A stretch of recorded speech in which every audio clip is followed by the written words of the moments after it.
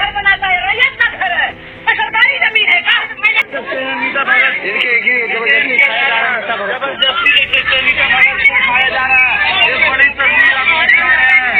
साथ में रैयत भी यहाँ पर जमीन लिए वो भी।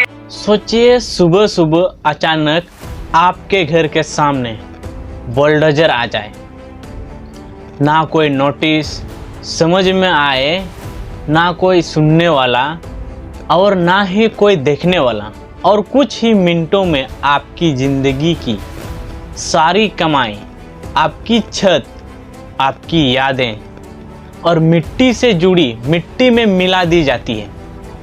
सवाल ये है कि रांची के बरियातू में ऐसा क्यों हुआ, ऐसा क्यों हो रहा है?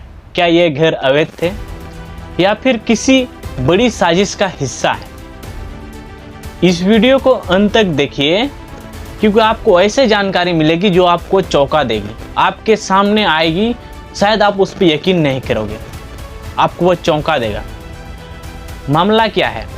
बरियातू रांची का वही इलाका जहां रिम्स 2, जहां बड़े अस्पताल हैं, जहां जमीन की कीमत आसमान छू रही है और जहां आम आदमी का सपना होता है कि एक छोटा सा छत, छोटा सा घर में आसानी से आराम से रहे।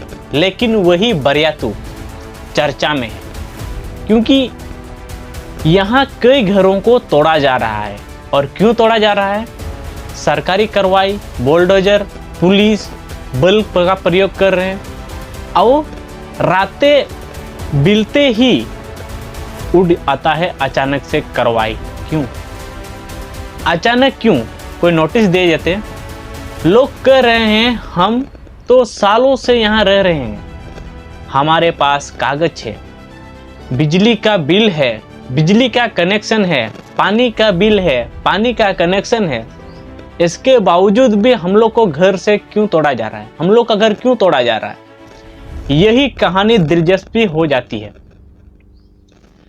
सरकारी जमीन बनाम निजी कब्जा। सरकार का पक्ष कहता है कि हम जमीन सरकारी है, हमारी जमीन सरकारी है, यहाँ अवैध निर्माण किया गया है, नियमों का उल्लंघन हुआ है। लेकिन कैसे? लेकिन बड़ा सवाल यह है, अगर जमीन सरकारी थी तो लोगों को इतने सालों तक कैसे वहां रहने दिया गया? कैसे बिजली बिल कट रहा था? कैसे पानी का बिल और टैक्स वो लोग जमा कर लिए थे? सवाल ये है जिसका जवाब आज भी साफ नहीं है। मास्टर प्लान और विकास के नाम पर यह सब खेला चल रहा है। अब सुनिए दूसरा कारण, बरियातू को लेकर मास्टर प्लान बनाया जा रहा है, इसमें कोई शक नहीं है। सड़क चौड़ी करना, फ्लाईओवर बनाना या फिर भविष्य में किसी बड़ी परियोजना की बातें सामने आ रही है। मतलब विकास होगा, शहर सुंदर बनेगा, ट्रैफिक कम होगा, लेकिन गरीबों को हटाकर, गरीबों का घर तोड़कर, और विकास के नाम पर गरीबों का घर तोड़ना ही विकास है।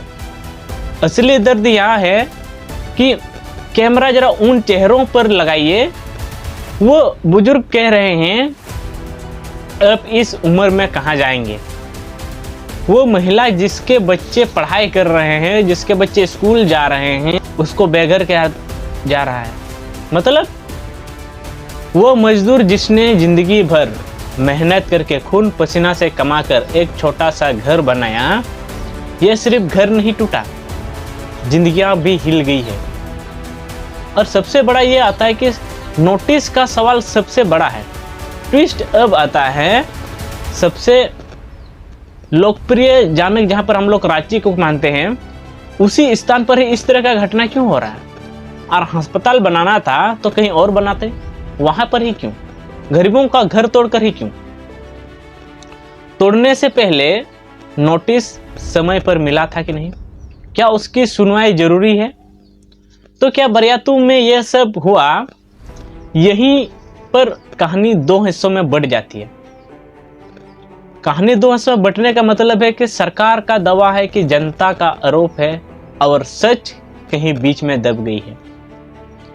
अब राजनीति की बात करें तो राजनीति कहाँ है? अब जरा राजनीति के हिसाब से अगर हम आप लोगों को बोले तो कहते हैं ये गलत है, हम जनता के साथ हैं, कुछ चुप हैं और कुछ औरों को प्रतिरोध कर रहे हैं। लेकिन सवाल ये है कि क्या मुद्दा सिर्फ चुनाव तक सीमित रहेगा या सच में किसी को इंसाफ मिलेगा? गुस्सा क्यों बढ़ रहा है? सोशल मीडिया पर लोग पूछ रहे हैं, लोग सवाल उठा रहे हैं कि आखिर अमीरों का अवैध वाला घर क्यों नहीं तोड़ा जा रहा है, अमीरों का मकान को टूटने से क्यों बचाया जा रहा है, गरीब का ही क्यों कानून सबके लिए लागू नहीं होता, सबके लिए कानून बराबर क्यों नहीं होता। यही गुस्सा अब आंदोलन बन सकता है, क्योंकि आदिवासियों का घर तोड़ना। आगे क्या सवाल हो सकता है? अब ये नहीं है कि घर को क्यों टूटे, सवाल ये है कि आगे क्या कोर्ट में मामला पहुंचेगा, क्या मामला कोर्ट में जा सकता है। मुआवजे तो मिला नहीं, मुआवजे की मांग भी हो सकती है, पूर्ण निवास भी हो सकता है, इसकी लड़ाई भी हो सकती है। लेकिन ये सब तब होगा जब कोई आम आदमी आवाज उठाएगा, जब आदिवासी एकता होगा, जब आदिवासी एक साथ आएगा। अंतिम सवाल सोचिए, अगर कल आपके घर के सामने बुलडोजर आ जाए तो आप क्या करेंगे? आप क्या सुनेंगे? तो क्या आप भी बस देखते रह जाएंगे या फिर सवाल पूछेंगे और सवाल उठाएंगे? क्योंकि बरियातू में घर तोड़ना सिर्फ एक कार्रवाई नहीं है, ये एक संदेशा देता है हम लोग को, ये एक सवाल है हमारे सामने, आपके सामने। सिस्टम पर भी हमारा सवाल उठता है, विकास पर भी हमारा सवाल उठता है और हमारे संवेदनशीलता पर भी हम पर सवाल उठा रहे हैं।